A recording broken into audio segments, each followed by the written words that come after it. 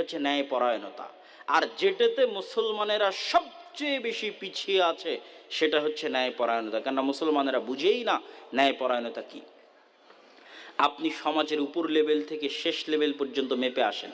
যেমন একদম root level, ব্যক্তি লেভেলে যদি আমি আপনাকে বলি যে আপনি 5 ওয়াক্ত সালাত আদায় করেন, আপনি অনেক বড় হাজি, আপনি দান করেন, কিন্তু আপনি আপনার বোনকে তার বাপের সম্পত্তিতে ভাগ দিতে গড়িমসি করেছেন, দেরি করেছেন, ভাগ দিলেও ভালো জায়গায় আপনি যেমন মাপে নিয়েছেন তেমন মাপে উপযুক্ত জায়গায় দেননি, অথবা বোনকে জমিতে ভাগই দেননি, অথচ আপনি সালাত আদায়কারী, অথচ আপনি সিয়াম পালনকারী, অথচ আপনি হজ পালনকারী, আপনি বুঝেনি না ইসলাম কি জিনিস।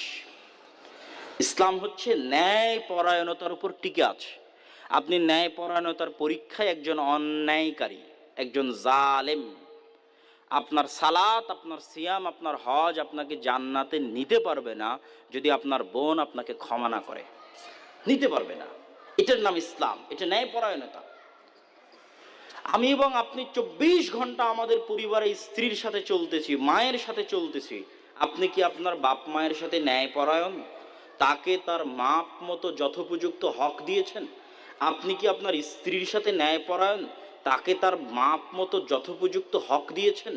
এটা অত সহজ কিছু নয়, অনেক কঠিন।